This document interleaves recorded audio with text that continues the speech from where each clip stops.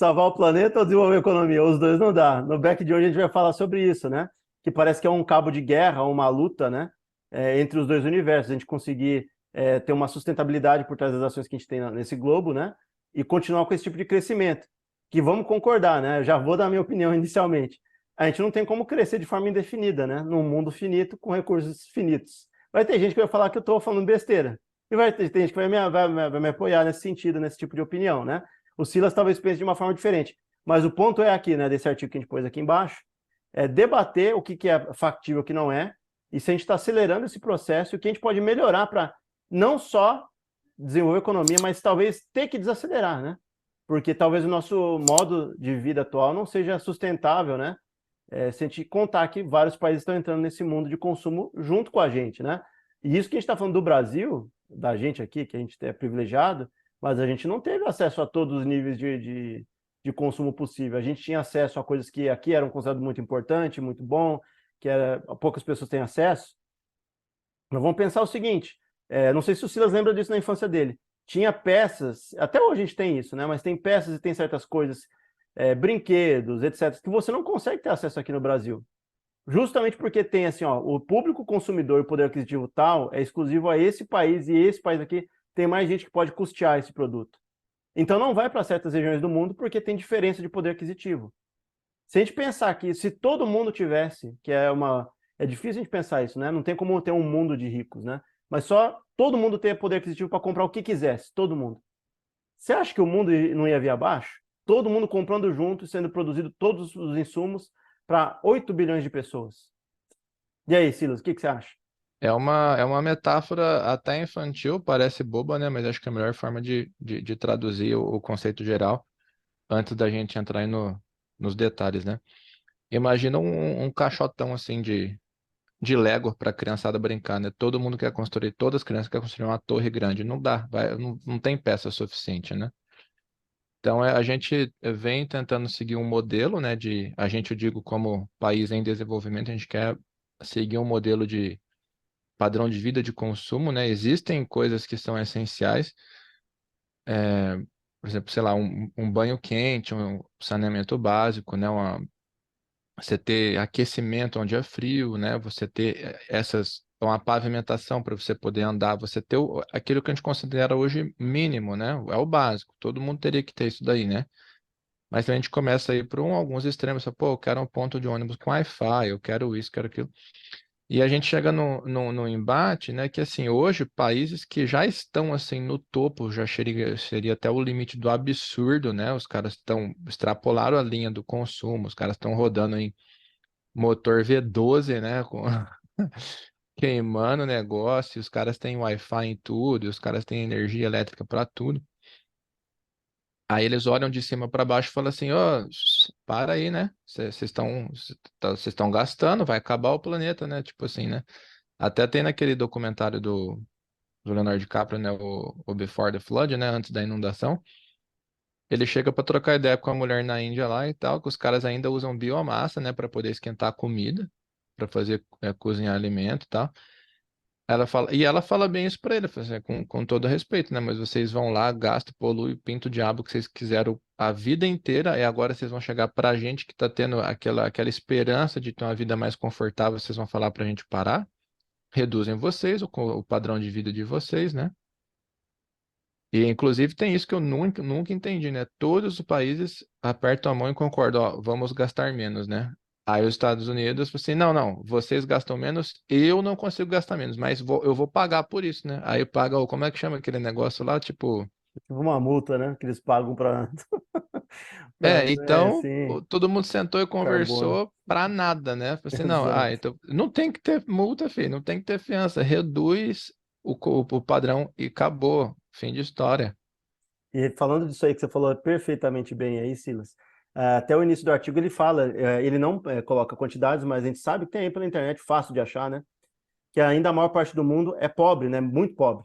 Tem bilhões de pessoas ainda que Uhum. estão passando por fome, que não conseguem custear um atendimento médico, né? Nem remédios, nem conseguem ter um teto, né? E a gente está falando que no Brasil tem isso, né? Se a gente pensar que metade da população ou Sim. menos ganha até R$ 500, R$ 600, não lembro de onde a gente viu esses dados, né? Tem na internet depois para buscar. R$ 400, metade do Brasil vive com R$ 400. Imagina isso, cara. A gente falando de metade da população do Brasil que não é considerado um país, né, entendeu? Nos índices mais baixos. A gente está médio alto, né? Não sei nem se a gente não está mais no G8 ou G10 como estava alguns anos atrás. A gente está um pouco abaixo, mas a gente também não está nos piores. Isso com uma população com metade dela tendo que subsistir dentro numa base de R$ 400, R$ 500. A gente é um país que quem tá em volta olha e cobiça, né, cara? Pra você ter ideia, Exato, né? Tem gente que vem exato. pra cá tentar uma vida melhor, né? Exato. E aí o que que a gente pode pensar aqui, ó, até no que está escrito aqui?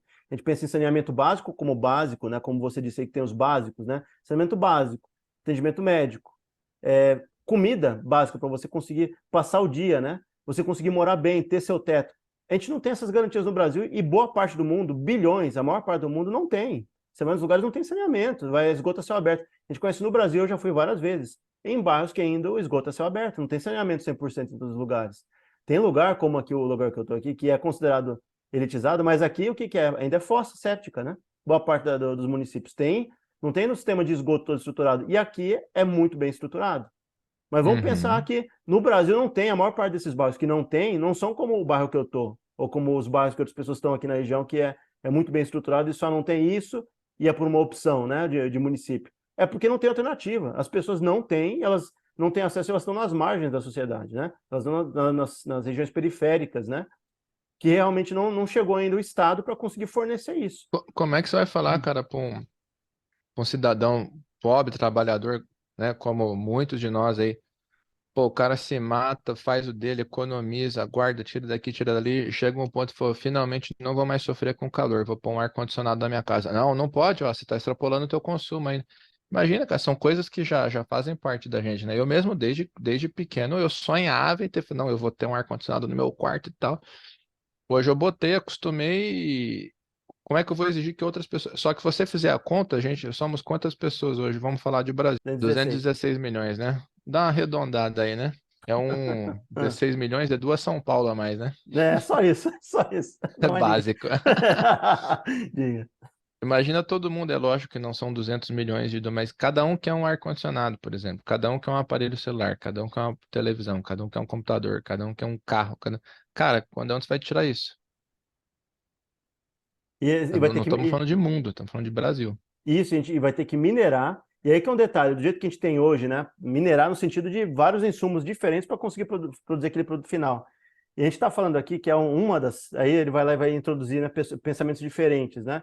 Do que as pessoas têm, pessoas que são na área acadêmica que falam sobre isso, né? E só para a gente terminar esse pensamento que a gente está falando dos países mais pobres, até que Uhum. ponto, se a gente vai lá e fala assim, vamos limitar o crescimento econômico, Silas? Quando a gente pensa no sentido generalista, né, dessa expressão, é muito fácil. Assim, então vamos só podar um pouquinho aqui, não vai mudar muito o nosso estilo de vida, o estilo das pessoas não vai mudar e tal. Beleza, a gente hoje tem uma vida boa, né? Tem uma vida com certos Sim, confortos e tal. boa. Quando você fala isso para um país que 2/3 da população faz parte dos bilhões que estão na extrema pobreza, que não tem comida, não tem teto, não tem saneamento básico, é você querer podar o crescimento deles. Então, o que acontece? Você vai querer. É a mesma coisa que você fala para eles, então a gente vai limitar para você não poder mais sair dessa situação. Você não tem mais direito, porque se tem que limitar o crescimento econômico, não pode chegar acima do que você tem hoje, porque para você se desenvolver e crescer, tem que continuar do jeito que está agora, ou menos, né? Ou você tem que se desenvolver menos. E aí a cifra é o seguinte: os países que estão desenvolvidos, chegando num nível maior, vão se não desindustrializar, claro que não, mas reduzir o crescimento deles e retrair a economia deles e esperar que os outros demais países eles cresçam para todo mundo ficar mais ou menos no mesmo nível, que isso é É. impensável, é difícil a gente pensar esse tipo de coisa, né? Ou a gente vai dosar, e aí talvez não seja o suficiente, porque talvez a gente diminuir o consumo das pessoas através de gerações, que aí a gente não sei se a gente tem esse tempo, né? Para as pessoas consumirem Uhum. menos, mas ao mesmo tempo não fornecer toda essa limitação de crescimento para outros países. Ou seja, você vai continuar poluindo, mas poluindo menos. Eu acho que isso não é suficiente, né? É, não resolve nada, né? Talvez a gente já até, acho que até conversamos sobre isso já, mas a gente é acostumado com um ritmo de consumo e as empresas estão acostumadas, né? A empresa bate meta no ano que vem, dobra a meta, né? Não, vendemos tanto, vamos vender mais. E não é limitado isso, né? Por exemplo, vamos para os celulares, né? Que acho que é o bem de consumo mais cobiçado hoje, todo mundo quer, seja por necessidade ou por ostentação, que é um celular novo.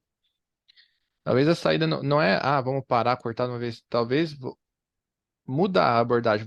Será que as empresas, né, Samsung, iPhone, né, Apple, né, Xiaomi, será que todo ano precisa lançar um modelo novo de celular? Quando tu começa a trabalhar, vamos lançar um modelo bom, eficiente. Ó, a gente garante que esse modelo de celular seu aí vai durar 10 anos antes de cair em obsolescência. Você fazendo isso, vai diminuir essa demanda de todo ano você ter que comprar um aparelho novo e vai aumentar bastante. A pessoa até pode, né? Mas você vai enriquecer bastante o mercado de usados também, como é o de carro, né? Então você vai procurar um aparelho usado, você vai ter confiança de que ele vai funcionar. Um exemplo, né? Então, eu tenho, só que é contra a lógica, né? Tipo, o primeiro passo para a mudança, que eu acredito, né? Seria essa lógica de, tipo assim, eu não preciso ter o mais novo do ano todo ano. Tem empresas, inclusive a gente já falou no passado aí, não sei se o nome dela é Framework, eu acho que é o nome do notebook, que eles estão voltando e eles desenharam um notebook que as peças são intercambiáveis, para você não ter que comprar um notebook novo. Você pega aquela peça e troca e vai fazendo um upgrade dela, né? E aí a gente fala aqui no meio da cadeia, que a gente sempre conversa muito, né? Ninguém fala no meio do artigo aqui como a indústria de reciclagem, né? Não é reciclagem com um termo pejorativo contínuo no Brasil, mas reciclar de fato. Você pegar e fazer aquela bateria, de volta para dentro do ciclo, reutilizar os minérios, separar tudo e fazer tudo voltar dentro de um ciclo e ser um ciclo interminável. Não ter que fazer mineração, prospecção para ter novos elementos ou ter mais volume daquilo ali. E aí uma outra questão, se a gente quer entrar num ciclo de reciclagem, se cada vez mais a gente tiver mais gente entrando no ciclo de consumo, não vai bastar só fazer a reciclagem, vai ter que expandir as reservas, de onde a gente vai tirar. E aí a gente já falou no passado de ter que fazer prospecção em asteroide, em planeta, porque talvez não, se a gente não parar com isso, a gente vai destruir o mundo, ainda vai acabar e não vai faltar insumo para fazer para todo mundo, se todo mundo tiver acesso, claro, né? E outra questão que eles levantam aqui no início do artigo, que é bem interessante, é que a gente só pensa em bens de consumo, produtos, né, no geral, que é muito produto eletrônico, produto terminado e tal, que hoje em dia é a menina dos olhos de muita gente, né? Meu, seu, de você, Sim. todo mundo quer eletroeletrônico, todo mundo quer ter o melhor da tecnologia de ponta. Mas o impacto que se tem com muitas pessoas entrando junto, e é um traço que isso é quantificável, eu não tenho os dados aqui no artigo, mas é fácil procurar na internet. À medida que as pessoas vão tendo desenvolvimento maior e tendo mais dinheiro no bolso, a gente não está falando dos ultra ricos, pessoas que têm um poder aquisitivo maior e assim, é médio alto, né? E Nível poder de compra, Europa, né? tal. Isso, poder de compra médio alto numa Europa, nos Estados Unidos. É quase que escrito isso. Ele consome-se carne, e consome-se carne em profusão. E aí o que acontece? Muita gente entrando junto, com o consumo de carne ali entrando, a gente talvez não saiba como é que seria uma reação dentro da Índia, por exemplo, que tem uma população, né, que não é a maioria, claro que não, tem muita gente lá que consome carne, pouco a gente sabe disso, consome carne na Índia, mas tem uma parcela da população que é tão grande que não consome, é vegetariano. Mas qual seria o impacto no resto do mundo se você trouxesse tantas pessoas fora da linha da pobreza? Iriam consumir carne junto. Você teria que ter mais área utilizável para fazer pecuária. Você teria que ter mais área. E aí eu não sei, eu estava lendo em algum lugar sobre a China que planejam fazer, que é problemático isso, né? Fazendas artificiais, não sei se é fazenda entre aspas, né? De galinha, de boi e tal, vertical, para você utilizar, porque ele está faltando espaço em Que escala, né? isso? Então, isso é problemático porque dá muitas doenças, tem muita coisa que tem que lidar com o animal na hora de produzir a carne final, com hormônio e Aí ó, tal, eu que o pessoal concordo coloca. com a ala vegana, pô. É desumano, pô. Você deixar o bichinho aí crescer confinado, não para com isso. Concordo plenamente. E uma das coisas que mantém, pouca gente sabe disso, né? Alimenta, a gente acabou de presenciar isso, aumentou o valor ali no Brasil, dentro do país, em relação às carnes, porque pós-pandemia na China, teve uma necessidade gigantesca, bilhões de pessoas querendo. A China teve que comprar às pressas e praticamente esvaziou o estoque que a gente tinha aqui, né? Ou deixou os estoques muito baixos aqui, aí quem que pagou o preço? O brasileiro. Porque estava tudo saindo, né? O insumo estava indo embora para a China, vendido, né? Para exportação, e a gente aqui ficou sem. E aí o que aconteceu? Uhum. Ficou tão caro que o povo médio baixo, classe média baixa, não teve acesso à carne. Muita gente está com dificuldade em ter acesso à proteína, né? Constante, né? Muita gente teve que migrar para ovo, para outras alternativas. A gente está falando do país como o Brasil. A gente não está falando do país de países que estão na extrema miséria. A gente não faz mais parte da extrema miséria, mas estamos no mapa da fome, né? Isso é claro. Então, o que que a gente pensa? A gente só pensa em bem de consumo, mas trazer mais pessoas com mais poder aquisitivo, elas vão querer acumular mais também calorias. E esse acúmulo de caloria permeia muito também por devastação de áreas, né? Eles vão querer devastar mais para ter mais pecuária. Você vai fazer o inverso do que é a sustentabilidade, né? Você vai estar abrindo mais área no meio de mato para custear, né? Ou para manter mais população comendo carne, né? Já você falou da alimentação, que é assim, pô, já não é uma questão, talvez, não é uma questão de escolha, de opção, né? Todo mundo precisa se alimentar, certo? Só que eu acho que também uma questão, acho não, né? Isso é factível, é só questão de sentar e conversar. Talvez uma maneira de combater esse problema seja no setor de saúde pública. Como? Ansiedade, combater esse ritmo de loucura que a gente vive. Pelo seguinte, estava lendo essa semana a BBC, e acho que a BBC, posso estar confundindo, mas algum desses jornais grandes, falando o seguinte, até 2030, se eu não me engano, a estimativa é que 50% da população mundial seja obesa. Então a gente não está só consumindo carne, a gente está consumindo carne, a gente está consumindo comida numa quantidade exagerada. Então a gente teria que ser educado, ter educação alimentar desde a escola básica, explicar qual que é a equivalência, ó, proteína, qual a porcentagem de proteína que um ser humano precisa, ó, faz o seu cálculo de peso, você precisa dessa gramagem de proteína, você precisa dessa quantidade de energia, de calorias, saber calcular consumo. Porque não é só uma questão de saúde pública, você melhorar muito a saúde pública, você resolver problema que as pessoas têm de infarto, diabetes, colesterol, um monte de coisa, e você ia resolver também essa questão da comida, porque a comida é para ser um alimento que é para manter o corpo, né, a nossa máquina funcionando. Hoje a gente excede muito isso, né? Então a gente reúne aí com os amigos, não estou falando, apontando para você, eu faço isso. Saio para comer um hambúrguer, eu como 2 lanches. Ô, louco, cara, eu não sabia disso não, velho. Ô, louco, velho, não. Né? Lógico que a gente Não, tô tem a vida brincando. corrida, treina pesado e tal. Chega um dia, se você tiver com fome, você come sossegado, velho. Pede uma pizza, você come 3, 4 pedaços de pizza. Então, isso é lógico, é besteira, só que a gente cresceu assim. A gente saiu é geracional, né? Então, por exemplo, a geração dos meus avós passou muita necessidade. Meu avô trabalhava em fazenda, né? Colhia café, roça, trampo pesado, comia comida que ele fala era comida do pobre, né? Arroz e feijão. Se quisesse comer um milho, tinha que plantar no quintal. Negócio então, minha mãe cresceu também em 4 irmãos, era um ovo, cortava em 4, cozido, cozinhava para poder cortar em 4 e repartir. Aí então, hoje, né, graças a Deus, minha mãe e meu pai têm uma condição melhor. Na cabeça dela é um absurdo. Não, imagina, cada um come um, cada um tem o seu. Então a gente passou e vai chegando e cada geração parece que vai exagerando, né? Agora a nossa geração já está tendo filho, você está vendo, né? Então antigamente era um ovo de Páscoa para a família todinha, que é partir o ovo, cada um pegava um pedacinho. Hoje cada filho tem que ter o seu ovo, cada um tem que ter o seu, cada um. Esse é uma receita para o desastre, né, cara? Isso, e o que eu ia te falar é o seguinte, muito bem pontuado. E a gente fala da perspectiva, isso que eu falo, você, eu aqui, a gente, dentro do Brasil mesmo, assim, a gente é privilegiado mesmo não sendo rico, mas a gente faz parte de um país que é muito mais rico do que era, né? E isso mostra no artigo ali, fala que pós-Segunda Guerra, né, teve um salto muito grande e o mundo produz muito mais riqueza, mas ele não distribuiu da mesma forma para todos os lugares, né?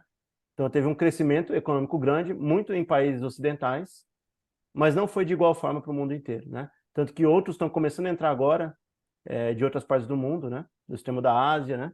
E não é uma coisa que foi bem redistribuída e bem distribuída. Então, o que acontece? Uma das alternativas aqui que ele fala, né? Que ele explica, né? Que é a teoria do decrescimento, né?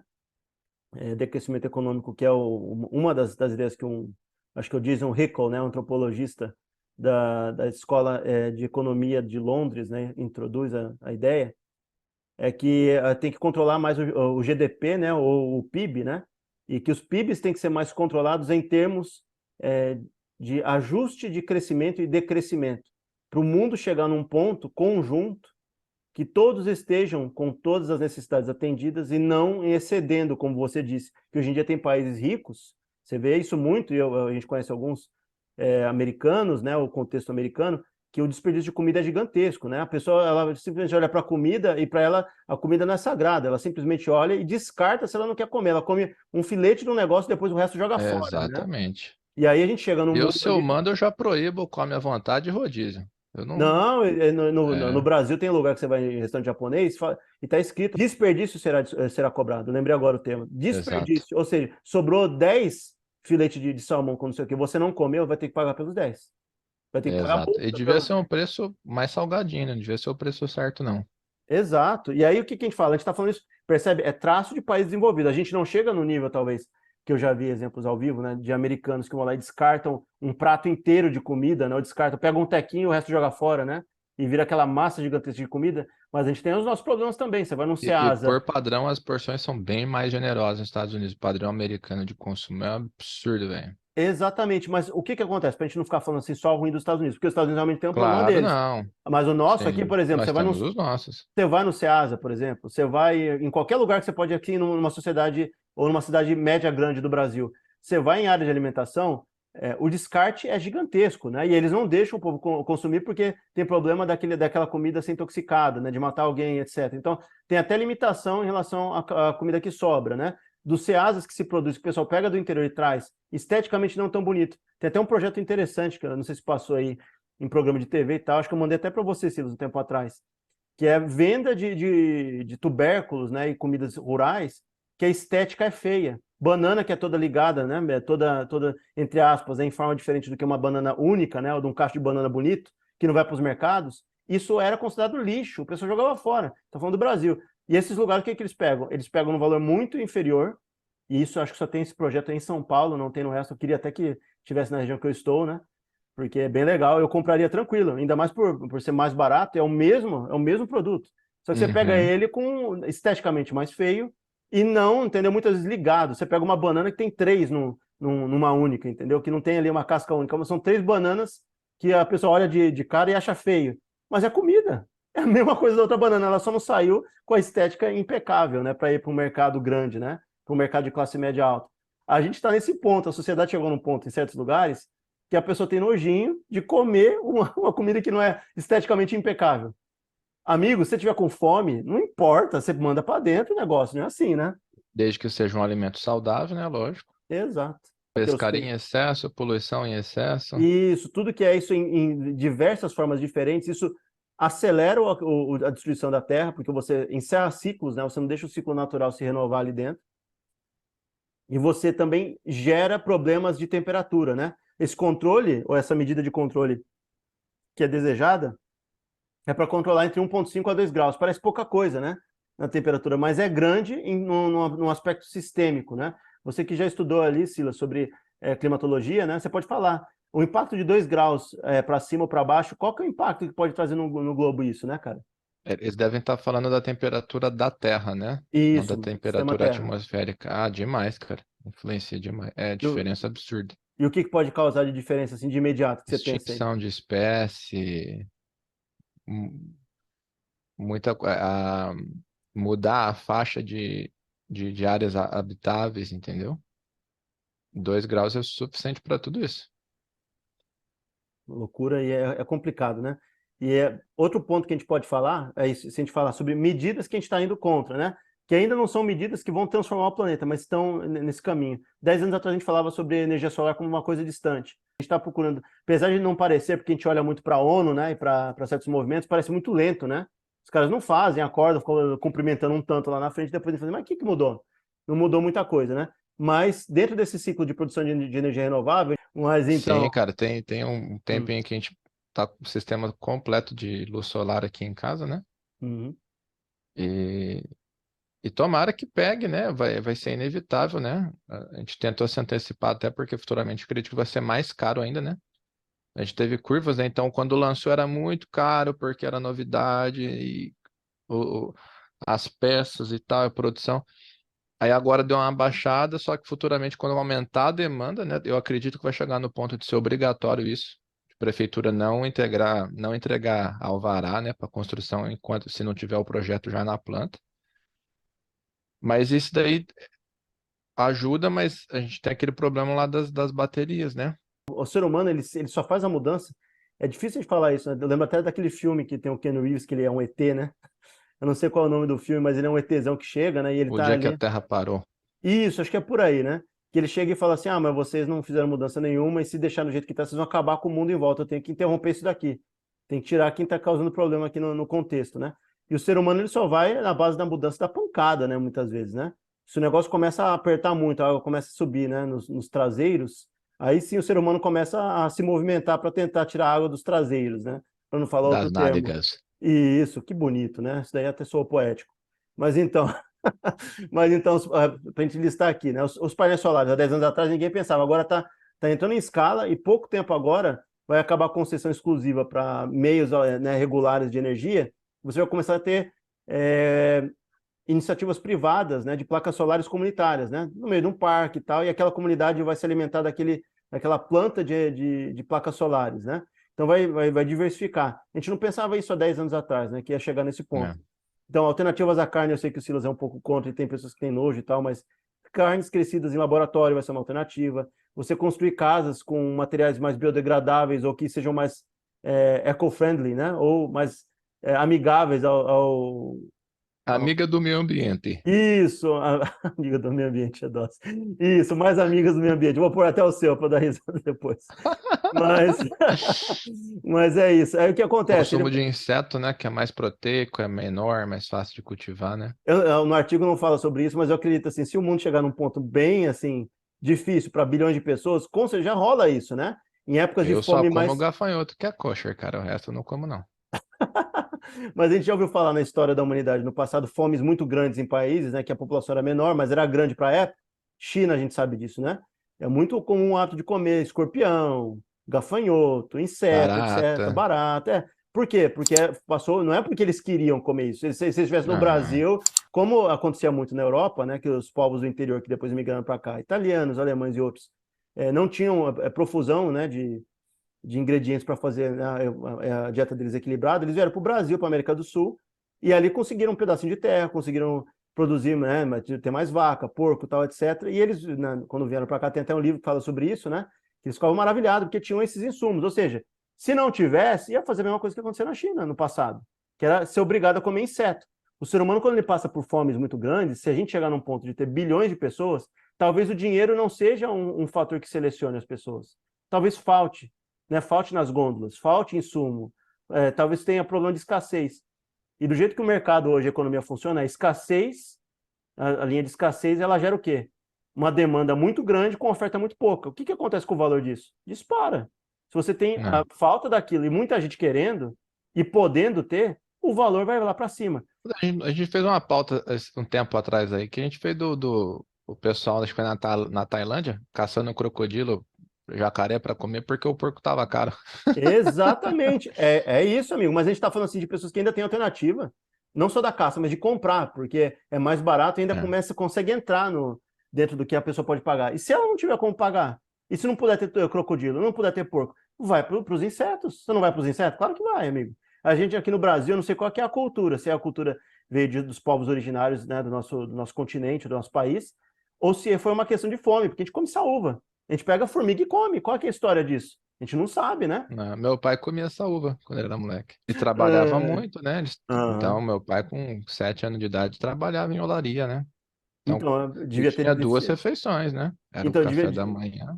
e devia ter deficiência também calórica, né? Para ele ir Sim. atrás da alternativa da saúva. Isso era porque eu preciso de mais comida. Eu trabalho muito, muito, muito extenuante fisicamente.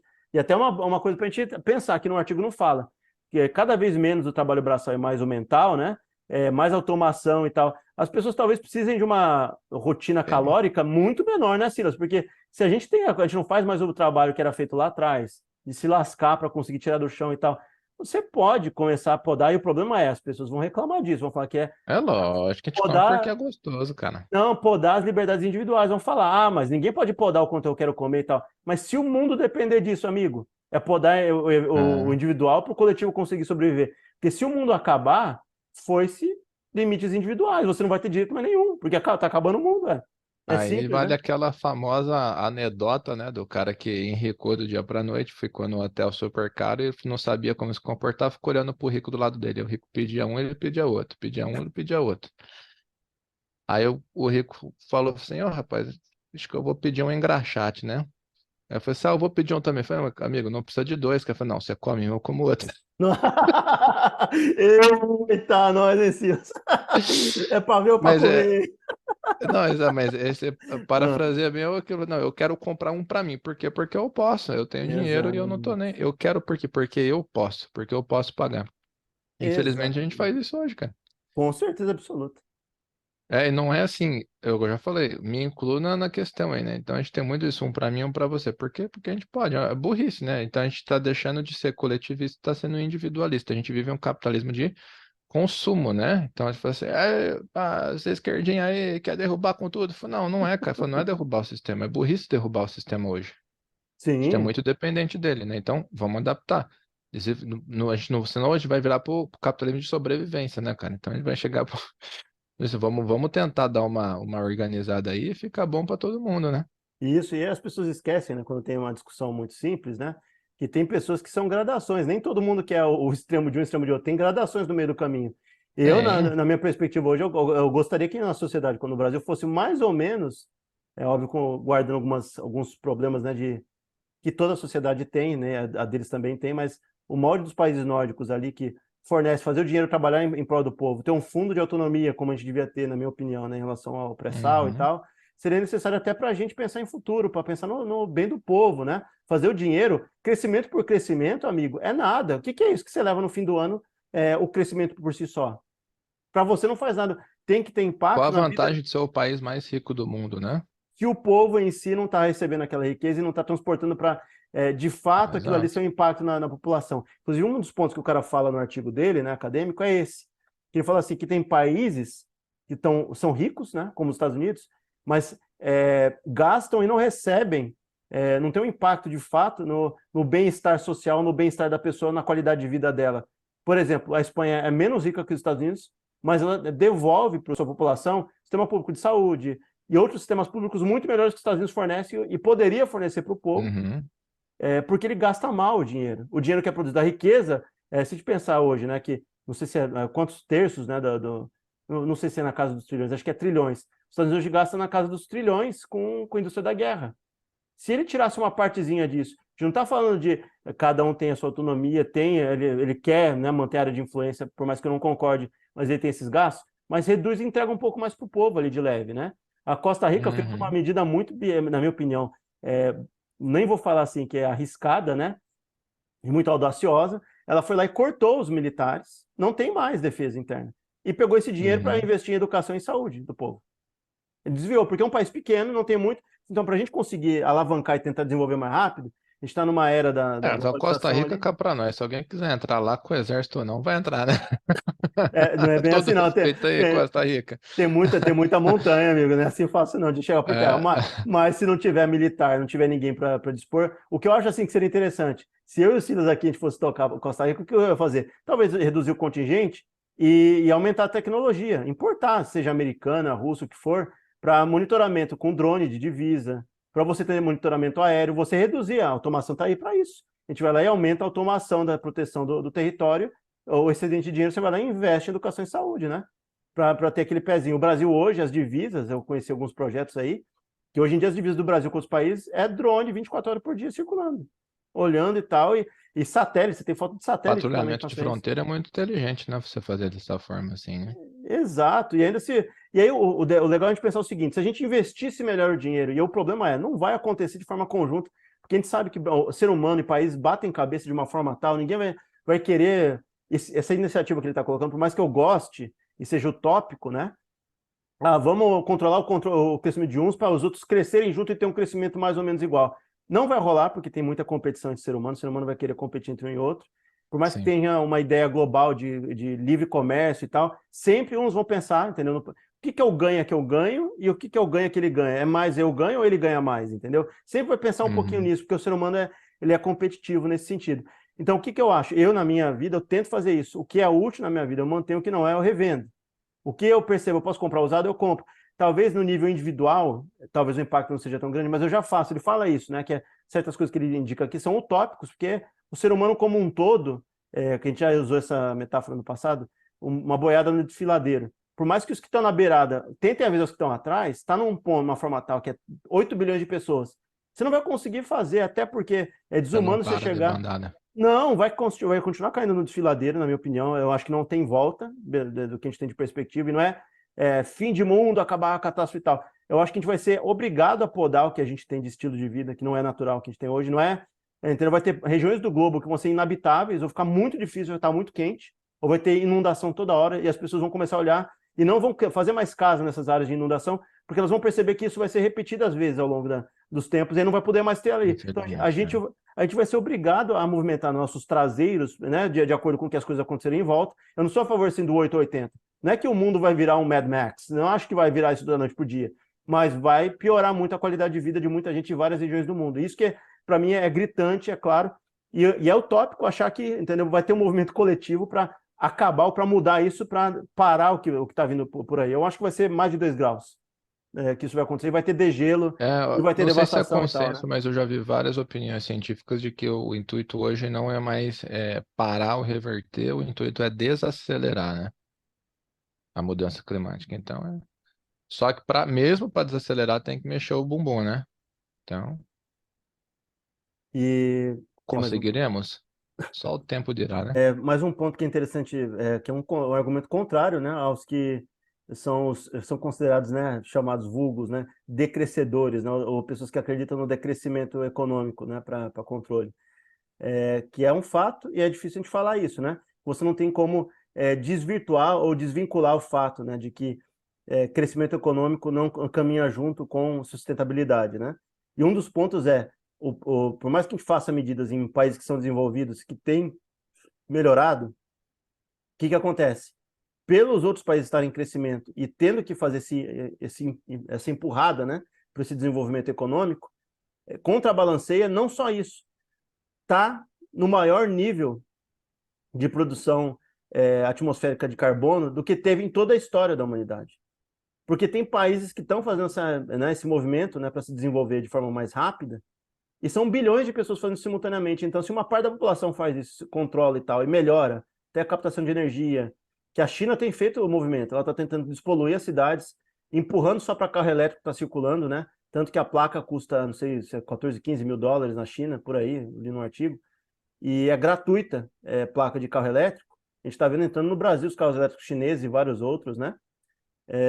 E ainda não valores que ainda são populares, claro, né? Mas na China tem valores populares, eles estão fazendo essa empurrada, que é uma nação grande que está em crescimento, e mesmo assim não está adiantando, que a produção a poluição de carbono, né, atmosférico, está muito elevado.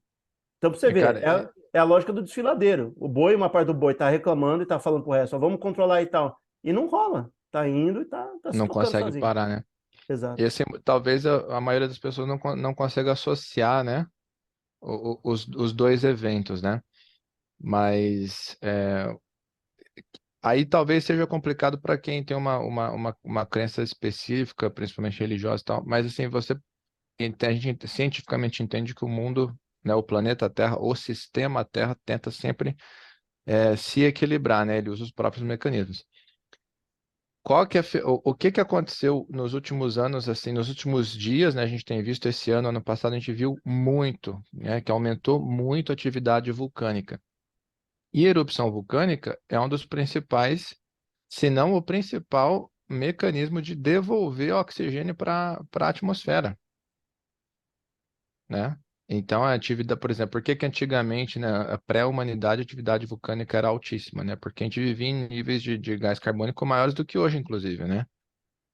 O pessoal lá da paleoclimatologia falava isso pra gente nas aulas e tal, né? Professor de solo, né? Então, falou assim, então a gente tinha uma atmosfera muito mais com muito mais gás carbônico que a gente tem hoje, só que o que que era? Erupção vulcânica o tempo todo, porque você para conseguir ter equilíbrio, você tem que jogar oxigênio na atmosfera, né?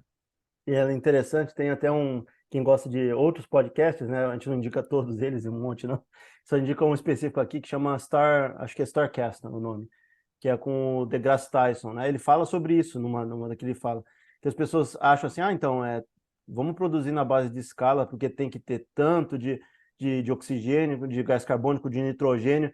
Eu assim, amigo, se tivesse uma porcentagem muito maior de oxigênio, as queimadas sistêmicas, né, do sistema Terra de vegetação ia ser constante, toda hora ia estar O tacando oxigênio é fogo. combustível, né? Exato, e aí o que acontece? Esse equilíbrio que a gente tem hoje para conseguir coexistir e para não ter queimadas toda hora, não é fácil de ser atingido. Ainda mais, se você tem muito oxigênio em certas regiões, é natural ter certas queimadas. Não pode ter queimadas constantes de problema climático como a gente está tendo, mas queimada é uma forma de você jogar, entendeu? Gás carbônico de volta, né? Para você ter o reequilíbrio dos gases, né? E a gente esquece, né? Vamos só produzir, vamos eliminar todo o carbono. A gente tem que eliminar o excedente, a gente tem que tentar equilibrar isso para não piorar o efeito estufa, né? Para não piorar o clima e a qualidade de vida dos seres humanos na Terra. É esse que é o ponto. E até uma das questões aqui que fala no artigo é que a gente tem que mudar o jeito que se vê a economia. A gente está habituado há quanto tempo? A sempre buscar o crescimento, e o crescimento é bem visto, né, dentro das sociedades dos países, né? E por que não mudar esses dados para qual é o nível de crescimento da qualidade de vida do povo, de forma geral? Quais os índices a gente pode juntar? Eles estão tendo acesso à comida de um custo razoável? Acesso à moradia? Acesso a estudo? E aí basear um índice em relação a misturar ecossistema, sustentabilidade com bem-estar do povo, né? O que o artigo fala, que muitos deles estão falando que a gente tem que mudar o jeito que a gente quantifica, né, o sucesso de um país ou não, né? Porque se a gente ficar indo nessa toada que a gente estava fazendo sempre, chega um momento que tem um limite, né? Não é crescimento infinito. Já está quantificado que 63% das emissões vêm dos países em desenvolvimento. Ou seja, isso já mostra, né, que o modelo que a gente tem hoje econômico de desenvolvimento, ele foi feito baseado em consumo de insumos, né? E que ele é feito, como se fosse uma máquina, né? Uma máquina que você vai jogando carbono para dentro, né? Para soltar o produto final, né? Que você vai lá e gasta, e minera, e faz tudo, e etc. E o dose disso que a gente pensa em economia global é que muito disso acaba indo para países desenvolvidos que eles pagam, que muitas vezes não pagam o suficiente, né? Mas eles pagam e esse dinheiro acaba entrando nessas economias em desenvolvimento. E o mercado global como um todo vai fazendo isso, vai ajudando. O problema é que muitas vezes é mão de obra quase escrava, né? Não é uma mão de obra bem Uhum. remunerada e tal. Então, talvez, para chegar no nível que a China está chegando agora, que a mão de obra dela está cara, né? Está ficando mais cara, demorou muitos processos que no passado o mundo fez a China de país escravo para produzir os bens, que agora está indo para o Sudeste Asiático, está indo para a Índia, né? A produção do iPhone está indo para a Índia. Então, se você pensa na escala global, do jeito que está montado hoje, até falando sobre a questão do Covid, né? Que hoje é tão global e tão interligado a repassagem de grana, né, de capital entre o mundo, que muitos países voltaram a níveis de fome e de pobreza de muitos anos atrás em função da Covid. É. Porque eles estavam nessa força motriz que era muito produzir para exportar, e a balança comercial sempre é o que mais é visto, né? Exportação e importação, e muitas vezes não no valor devido que deveria para esse país, né, realmente receber pelo que ele faz, cortou completamente, o povo, né, meio que não estagnou, despencou do que estava, né? Não tinha comida, não tinha insumo, não tinha muita coisa, né? É um problema que a gente fala assim, é muito bom na teoria a gente ficar aqui conjecturando e tal, mas na prática isso pode ser sofrível para bilhões de pessoas, né? Pessoas caírem de nível de vida. Quando um país já está desenvolvido, até isso aconteceu nos Estados Unidos e outros lugares, que esses países são considerados ricos dentro da Europa e tal, etc., que as pessoas estavam sem o que comer, não, teve que ter filão de comida, né? Não conseguiram pagar moradia, foram enxotados dos imóveis, né, que eles estavam pagando aluguel. Isso a gente está falando de países, né, desenvolvidos, né? Continentes inteiros, Europa inteira desenvolvida e gente sendo enxotada, gente não tendo teto para ficar. Imagina em países que literalmente cortaram a entrada de grana, que o povo não tem um emprego fixo e o emprego é variável, que as pessoas não têm estabilidade. Como é que fica, né? Então tem esse outro Uhum. lado também. A gente fala de uma ponta, e graças a Deus a gente não sofreu, né? Porque a gente conseguiu manter uma atividade econômica, né? Graças a Deus e tal, e que as pessoas não puderam ter. Outras pessoas não, a maior parte da população. Teve uma galera que perdeu emprego, né? Aqui da região teve um pessoal que trabalha por empreitada e tal, e pessoas que são de classe média alta, tem formação e tal, não conseguiu grana disponível para pagar o colégio dos filhos, foram para o sistema público de ensino. É nessa hora que a gente fala que por que é essencial, porque se tudo vier abaixo e não tiver um sistema minimamente, entendeu, público para todo mundo ser atendido, o cara não tem dinheiro para pagar um colégio, vai para onde, né? E é isso que a gente Fica fala sem porque educação, né? exato, e aí você faz o seguinte, pensa num sistema que seja menos danoso para o coletivo, porque se o seu individual falhar, você vai ter que confiar no coletivo. Como é que faz, então, né? Exatamente. Outro pensamento é de índices que a gente pensa, que é tudo baseado, muitas pessoas baseiam, né? Decisões e tal, falam, o PIB de tal país e tal.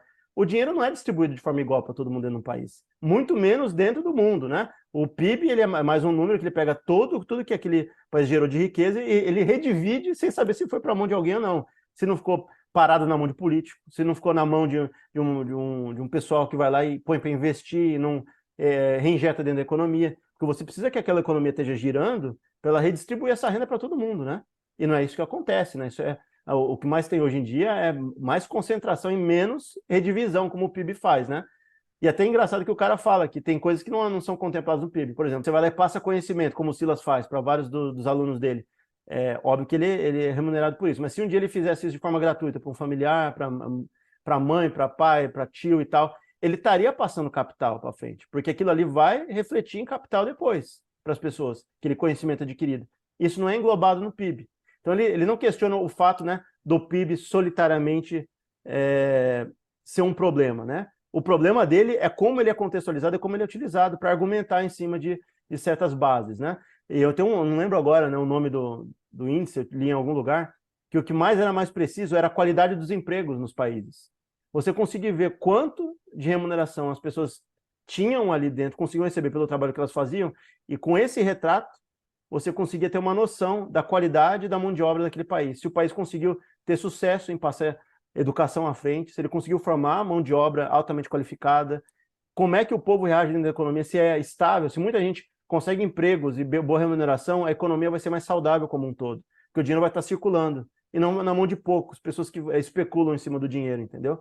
Então, são índices que são interessantes, não está no artigo aqui, mas depois quem quiser ir atrás, esse índice está sendo proposto em alguns lugares e bem interessante. Ele mede a qualidade dos empregos da população. Se a população só tem emprego que beira a escravidão, altamente braçal, que a remuneração é baixa, tem uma falha da instância pública em não conseguir educar a população, de não conseguir tornar a população com alto nível técnico, né, para conseguir desenvolver o país, né? Se você tem uma população altamente educada, comete menos erros financeiros de outras ordens, né? Essa é a tendência, e você consegue gerar mais riqueza. E não só quantificar exatamente por crescimento, só por crescimento por si só. Porque crescimento por si só vai na mão de poucos, vai na mão de algumas pessoas que são muito abastosas e que não precisam. Quem mais precisa é quem está na base e a redistribuição de tudo, né? A riqueza tem que chegar no mundo inteiro e na mão de muita gente, né? Dos bilhões. Que a gente vê que não está acontecendo agora. E aí uma outra questão que a gente está levantando. Se a gente sabe que tem 1% que o povo ama falar, que está concentrando tudo, até que ponto medir crescimento econômico é válido? Se esse crescimento está todo indo para a mão de um punhado de gente. O que Não isso adianta medir serve? crescimento, tem que medir distribuição de renda, né? Exato, mas o que adianta esse modelo que a gente tem atual de crescimento de cada um dos países, se os países em si e a população não estão vendo isso? Quem está vendo é um punhado de gente. A gente tem que, talvez, não é nem questão de ser de um escopo de político, de outro, é a gente ser pragmático. O que isso, de fato, está fazendo a sociedade avançar? O que de fato, essa grana e todo esse capital, medir crescimento de nação, de quanto ela está desenvolvendo, de fato é crescimento da nação e não de um punhado de gente, né? Exatamente. E aí a gente não tem esse questionamento. A gente quer continuar tocando o barco e o trem do mesmo jeito que sempre foi tocado. Não vamos trocar a forma como é medida, vamos deixar do mesmo jeito. Né? Vamos deixar do mesmo jeito. Se o negócio de fato não impacta nada, se na nossa vida não impacta, se é um dado, oh, legal, o Brasil cresceu 5%, faz um tempo que não cresce. Beleza, mas 5% e tem metade da população ganhando 400, 500 reais.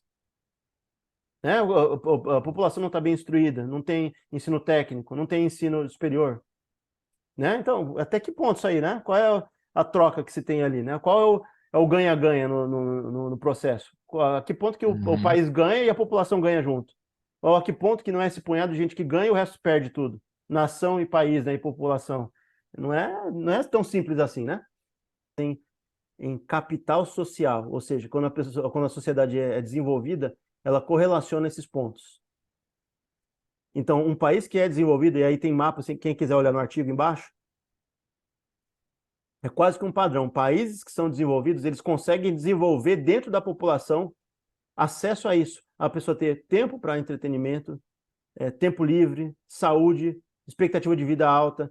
Então, quando você não sobretrabalha a sua população, você educa ela bem e você dá esses insumos, alimentação ainda mais por cima, né, além desses daí, é quase que são 4 ou 5 fatores que convergem para quando uma sociedade está num ponto interessante de desenvolvimento.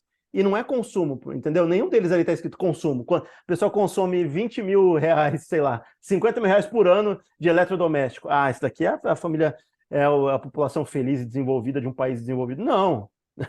Ninguém está quantificando ali quanto de dinheiro você gasta. Quantifica o que as pessoas têm acesso dentro de um sistema social. Se você tem acesso à educação, saúde, comida, tempo livre, entretenimento, seja Lazer, né? cultural ou não, exato. Lazer muitas vezes tem que ser injetado pelo Estado. Você ter alternativas de museu, alternativa cultural, é, outras coisas mais, musical, etc., né? Você conseguindo Acaba convergir esses sendo mais pontos. privilegiado quem está nas grandes metrópoles, né? Nas capitais. Geralmente você concentra tudo lá, né?